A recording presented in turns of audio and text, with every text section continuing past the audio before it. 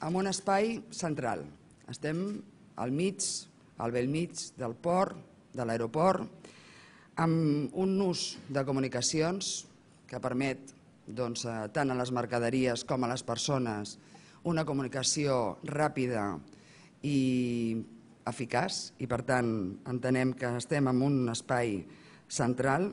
Per tant, tenim el millor espai, tenim la implicació de les institucions, he parlat de la Generalitat, he parlat de l'Ajuntament, evidentment, hem parlat de l'Estat, he parlat dels hospitals, de la universitat, també de les institucions. Per tant, espai físic, tenim institucions i tenim també el suport de les empreses privades. Aquest és un exemple d'un projecte de suma de sinergies. Serveis. Quins serveis ofereixen els parcs? Ofereixen molts tipus de serveis. Des de serveis generals que poden oferir altre tipus d'entitats, com depuració d'aigües i connexions d'electricitat, atenció, totes aquestes coses normals i corrents, però fonamentals a les infraestructures bàsiques. Plantes, gas, manteniment de comunicacions. Aquí tenen una llista llarga, diguem-ne. Hi ha serveis empresarials amb entitats promotores d'edificis que també ho fan. Però on està la diferència? La diferència està en els serveis especialitzats, sobretot. Els parcs tenen serveis generals, però els han de tenir perquè és un espai físic que gestiona i que algú té la gestió, la propietat gestiona directament o encarrega algú la gestió d'aquest espai, i llavors entrem a serveis especialitzats, serveis científics, serveis tecnològics, espais i facilitats, ve de facility, perdoneu, llocs, espais de laboratoris, capital, com deia abans, consultoria en temes especialitzats que requereixen en el món del coneixement, competents i propietat intel·lectual. Unes reflexions finals. Les empreses startups, això són informacions que han sortit fa relativament poc per part de la Kaufman Foundation, una fundació americana que es dedica a fer anàlisis, i Tappan Monroe, que és un investigador de Berkeley, amb el qual hi tenim relació des de fa anys i que ens subministra informació sobre les investigacions que van elaborant. Les empreses startups són la font més important de creació de nova ocupació. I en períodes de recessió, una vegada més, la creació d'ocupació i d'aquestes startups que comentàvem és més segura que altres vies de creació d'ocupació. A partir dels parcs i d'aquestes potencialitats es comercialitzen productes i serveis amb l'ajuda d'entorns més amples o més petits, depèn del model, com deia abans, que tinguéssim de clústers i de les xarxes corresponents, i a partir d'aquests parcs i d'aquests clústers, sobretot i molt important, perquè és la clau, diguem-ne, del nostre futur, s'internacionalitzen les empreses a través d'aquestes xarxes disponibles. Res més, moltes gràcies.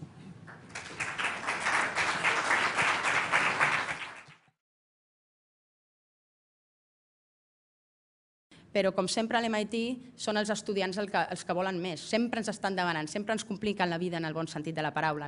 I van ser els estudiants que van començar a dir vale, molt bé, estem molt bé en aquest clúster, és el paraís de la ciència, és el motiu per què jo vaig anar allà. Però i què passa fora de les fronteres de Cambridge, US? Què passa amb internacionalitzar? Llavors, de la mà de la Cambra de Comerç de Barcelona, de l'Institut Químic de Sarrià, on jo vaig estudiar, i d'una petita empresa, Posimat, fa ara 3 anys i mig es va crear el programa MIT Spain. Aquest programa és, així en números, ràpidament, té, com he dit, 3 anys i mig d'operació, ha fet que un de cada 5 estudiants d'MIT que busca oportunitats a l'estranger esculli el nostre país com a país de destí, 1 de cada 5, o sigui, fa 3 anys cap venia, ara en venen 1 de cada 5. Hem aconseguit 170 incorporacions de talent en empreses, centres i universitats arreu de l'Estat, però s'han quedat molts a la cuneta. Tenim un 50-50 de matching success. Així que hi ha aquestes, per resumir, que us he parlat del Harvard MIT Biomedical Engineering Center com un exemple de com a MIT integrem ciència, enginyeria i medicina, com eduquem ments brillants, molt motivades i cultivem líders i com realment ens aprofitem de lo bo de cada centre i de cada institució que forma aquest consorci. També espero que us aneu a casa pensant que iAccess és un model cutting edge basat en una exitosa relació entre el que és l'acadèmia pura i dura i la indústria, i que aquesta relació de més de 50 anys entre indústria i acadèmia, que ha estat limitada a les fronteres nord-americanes, la volem obrir i a altres possibles membres per intercanviar talent internacional i per fer seminaris, entrenaments, cursos pràctics. Ara permeteu-me que d'aquest exemple i d'altres que veiem a ICIOS simplement faci 4 missatges relatius a un element que, dit així fredament, sembla una mica cruent, però cash is king. Avui més que mai, sabem l'entorn macroeconòmic en què estem a Espanya i altres països d'Europa, i els inversors, ja no ICIOS, sinó els inversors que tenen ICIOS darrere, és a dir, ICIOS i Sofinova i tots els inversors europeus, tenen uns inversors darrere. I aquests senyors estan patint la crisi financera i patint la crisi macroeconòmica i els estats estan... Per tant, mai, més que mai, aquest argument és vàlid. Per tant, cash is king, però bàsicament perquè hi ha menys diners per noves inversions. Què estem veient? I ara resumeixo, possiblement alguns punts ja els he tractat, però és per resumir, i l'exemple d'Endosens és una radiografia claríssima del que això són tendències més generals. Són rondes de finançament grans, molt grans, 25 milions d'euros, amb una empresa, podria pensar que això és una gran companyia, és una companyia que té 30 empleats i està fent un catèter, però clar, consumeix molt per tot el que hem dit. I a més es volia assegurar el recorregut a futur, perquè com hi ha aquestes incògnites i hi ha una escassetat de recursos, fem una ronda gran, és a dir, un finançament ben gran. Amb una perspectiva temporal de 2-3 anys, però molt clarament quan entren els diners de l'empresa, no tots de cop, primer perquè diluiria l'empresari i segon perquè possiblement és ficar massa risc de cop. S'ha d'anar desemborsant a mesura que avança la companyia. Però la companyia, si compleix, té els recursos assegurats i no s'ha de preocupar per l'entorn que té a fora, que és molt dur.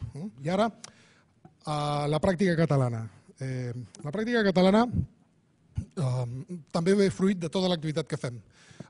Hem vist i veiem molts projectes a Catalunya i ja fa 2 anys quasi i mig que estem rodant o quasi més que estem veient projectes i hi ha certs punts denominadors en tot el que veiem i que certament divergeixen o comencen a, possiblement ara ja no tant, però han evolucionat, però que divergeixen d'aquestes tendències que hem vist. I de fet són tendències que quan les expliquem a un empresari, a un científic català que està engegant una companyia, sobta bastant, perquè clar, el típic capital que hem tingut a Catalunya per invertir en aquest tipus de sector és un capital que les grans rondes possiblement no les abordin perquè són més prudents. Hi ha d'altres elements que fan que el tipus d'inversor que hi ha hagut aquí, per molts científics, no ha estat un inversor que acompanyi a llarg plaç, sinó que ha servit per muntar l'empresa un any i després per fer no sé què, etc.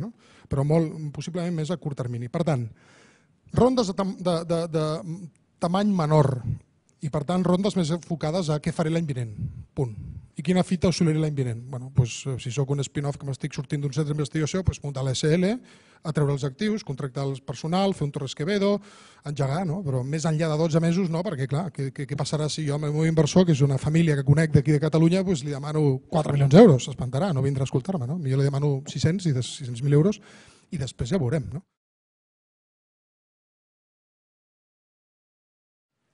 Segona qüestió que vull també remarcar és d'on venen les bones idees, d'on venen les oportunitats, perquè, com després veurem, una oportunitat no és el mateix que una bona idea, i després de veure aquestes 300 idees cada any, la veritat és que al principi eren moltes menys, però després de veure aquest flux hem arribat, diguem-ne, a percebre qüestions que pensem que són rellevants a l'hora de quan surt una idea. I la veritat és que les oportunitats, les bones idees, solen sortir quan hi ha algú realment enfadat al darrere. És a dir, quan algú està molt enfadat, sigui un gestor sanitari, sigui un metge, sigui un pacient, l'enfado és un generador, diguem-ne, d'oportunitats molt interessants. I us posaré 4 exemples de 4 idees en les quals hem invertit. Són 4 idees reals, que han acabat amb inversions al voltant del $1.000.000 cadascuna, que responen a aquesta tipologia. Algú està molt enfadat per alguna cosa i surt una innovació molt maca al darrere. Un ginecòleg està molt enfadat perquè les dones no us feu a l'escreening de càncer de cuello de útero. És una prova que se la fan 1 de cada 5 dones i és una llàstima perquè és l'únic càncer de l'economia del cos, diguem-ne, on es detecta el procés en fase precancerosa. Per tant, salvarien milers de vides. Aquest ginecòleg és membre, és el director de la SEGO, de la unitat, diguem-ne, que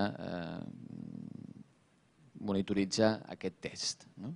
Llavors diu, per què no s'ho fan les dones? Doncs perquè, escolta, és una exploració molesta, heu d'anar al ginecòleg, avui no puc, demà el meu fill té bàsquet, etc. Tampoc us ho feu perquè, escolta, s'ha de demanar hora, ha de ser en un moment del cicle que sigui l'adequat, etc. Aquest home diu, per què no patento i dissenyo un dispositiu que li permeti a la dona fer-ho a casa seva, a la comoditat del seu domicili? Doncs va patentar, va fer els assajos clínics, va aconseguir finançament primer amb capital no dilutiu de l'administració, posteriorment un business angel li va ficar diners i ara que va rebre 1 milió d'euros més per portar aquesta innovació al mercat. Nosaltres el que veiem és que els investigadors tenen que entendre amb qui aniran a parlar. I aquest és un tema molt important. És a dir, si jo vull buscar diners, ja tinc el suport, suposem que ja tinc el suport de l'Oficina de Transferència de Tecnologia, ja tinc els deures fets, ja hi ha una llicència, ara tinc que cercar diners. I molt sovint els investigadors que venen a ICIOS, en els últims anys, com deia els 2 anys, com deia el Jou, hem mirat unes 150 oportunitats, amb diferent grau de detall, però hem vist molt. I tot i que recentment la qualitat està millorant molt, hi ha 2 aspectes que ens criden l'atenció. Un és ser empàtic, és a dir, mirar què és el que l'inversor vol. Molt sovint preguntem, i nosaltres invertim aquí i nosaltres com farem diners? No hi ha resposta. Vull dir, no ho havíem pensat, això. Tens que comunicar molt bé. Tens que comunicar molt bé i dir exactament el que un inversor vol saber. I si aquella informació no la tens, encara no hi vagis. Espera't, fes els deures i després hi vas. Lluís, on entens que podria haver el referencial de la massa crítica que comentava en Joel i que ara l'Helena deia, haurem de canviar aquest rol, però en tot cas també tenim que tenir el referencial d'alguns com vosaltres que heu estat capdavanters en tot aquest procés. Sí, crec que hem d'anar amb molt de compte. O sigui, estem provocant en el mercat en general un excés de sobreoferta o una sobreoferta d'ajuts. O sigui, estructures d'acompanyament pràcticament cada institució en té. I pràcticament cada despatx d'advocats, cada despatx de patents i cada... O sigui, tenim un excés de gent que vol ajudar. I tenim una minoria de gent que vol ser ajudada. I aquesta és la realitat. I estem generant, diguem-ne, una mena d'entelèquia i a l'hora de la veritat, que es posi a treballar, que digui, vaig a agafar aquest projecte i el desenvolupo i així és poca gent, realment poca gent. Però és possible, hi ha un nicho brutal. El problema de la gent del capital risc, per definició, és que apliquen criteris de filtre. Necessiten analitzar 150 projectes per quedar-se en un que sigui el que els doni el retorn del teu pal. I això és una fase del coneixement que és una mica més avançada del coneixement tal com raig. El coneixement tal com raig ja està molt poc definit. El problema de la transferència, bàsicament, és com assessorem, com orientem aquest projecte tan poc definit cap a un perfil de producte que després sigui digerible i sigui el número 1 dels 40 que tu analitzes. Una cosa que heu de tenir molt clar és que el mercat és global. I quan dic global no vol dir que ataqueu tot el món sencer. Vull dir que escolliu molt bé on comenceu. I a partir d'aquí escolliu altres mercats. Cap problema. És a dir, jo la meva experiència és que molts dels emprenedors que m'arriben diuen, escolta, quan els fas la pregunta de i tu on vols vendre? Diu, a Espanya. I per què? Dic, home, no, perquè estic aquí, així començo per aquí, i després ja veurem què faig. I quan li fas la pregunta dius, és a dir, tu m'estàs dient que vols vendre a Espanya quan és un mercat en crisi, en recessió, i és un mercat petit. Diu, sí. Diu, I la resta de mercats, per què no els has mirat? Diu, no, és que estan massa lluny. I aquí es veu molt bé, estic molt bé. Penseu que no. Penseu que la forma de vendre en altres mercats és possible i podeu atacar els mercats més grans que no estiguin en recessió i que, per tant, us puguin donar peu a aquest creixement que vosaltres espereu o al ritme de creixement que vosaltres espereu. A pesar de estar hablando de capital riesgo en grandísimas empresas, el 51% de los proyectos se desestiman por el equipo. Claro, si esto lo bajamos, en vez de a grandes empresas, estamos hablando de empresas que ya facturan 200 o 300 millones de euros, que tienen años de vida, que tienen personal directivo preparado. Si esto mismo lo llevamos a empresas de base tecnológica que han salido de las universidades, entended cuán importante es el equipo para nosotros.